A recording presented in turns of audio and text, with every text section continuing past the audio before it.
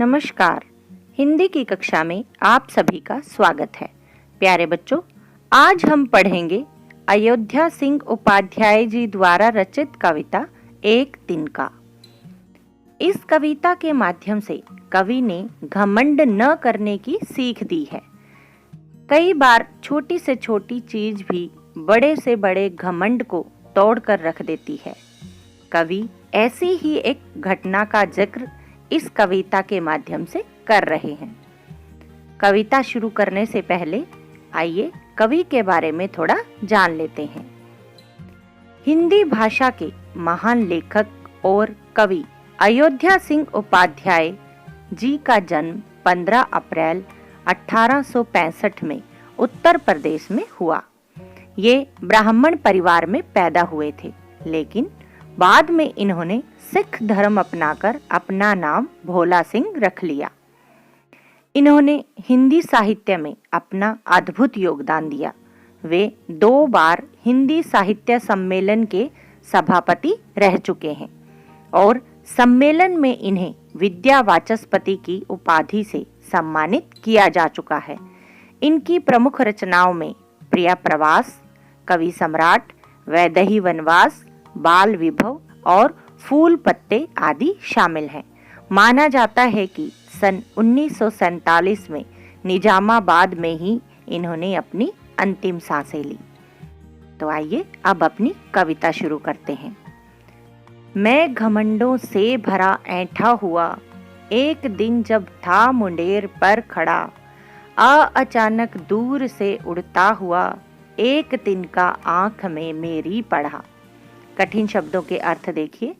घमंड का अर्थ है अभिमान, ऐंठा यानी अकड़ा हुआ, मुंडेर छत का किनारा, तिनका का अर्थ है सूखी घास का टुकड़ा। प्यारे बच्चों, इस कविता में कवि ने घमंड न करने की सीख दी है। कवि कहते हैं कि एक बार कवि घमंड से भरकर अकड़ा हुआ अपने घर की छत की मुंडेर पर खड़ा था।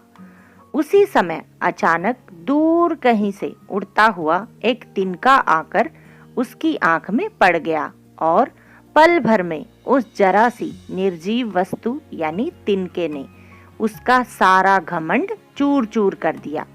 आगे देखिए। मैं झिझक उठा हुआ बेचैन सा, लाल होकर आंख भी दुखने लगी, मूठ देने लोग कपड़े की लगे, ऐंठ बेचारी दबे पांव भगी। कठिन शब्दों के अर्थ देखिए। झिझक का अर्थ है संकोच, मूठ यानी कपड़े को मोड़कर मोटा या गोलाकार बनाया हुआ, ऐंठ का अर्थ है अकड़, दबे पांव भागना का अर्थ है चुपके से निकल जाना।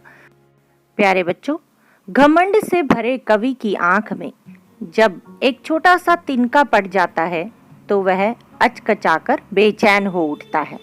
उसकी आंख पल भर में लाल हो जाती है और दुखने लगती है। लोग कपड़े की नोक से तिनका निकालने की कोशिश करने लगते हैं। कवि की सारी अकड़ गायब हो जाती है, उसका घमंड हवा में उड़ जाता है। आगे देखिए। जब किसी ढब से निकल तिनका गया, तब समझने यूं मुझे ताने दिए, ऐंठता तू किस लिए इतना रहा, एक तिनका है बहुत तेरे लिए। ढब का अर्थ है तरीका, समझ का अर्थ है अक्ल या बुद्धि, ताने देना यानी व्यंग करना, ऐंठना का अर्थ है अकड़ना। प्यारे बच्चों, घमंड से भरे कवि की आंखों में एक तिनका पड़ते ही उसकी सारी अकड़ ढीली हो जाती है। लोग किसी तरह जब कपड़े की नोक से तिनका निकाल देते हैं तो कवि को थोड़ी राहत मिलती है। वह सोच में पड़ जाता है। उसकी अपनी बुद्धि ही उस पर व्यंग करती है कि वह किस बात पर इतना अकड़ रहा था। उसके घमंड को चूर करने के लिए तो एक तिनका ही बहुत है। कवि इन पंक्तियों के माध्यम से बताना चाहते हैं कि हमें किसी भी वस्तु को तुच्छ नहीं समझना चाहिए। कभी कभी एक छोटी सी वस्तु ही मनुष्य के अहंकार को खत्म कर देती है। आज के लिए बस इतना ही। धन्यवाद।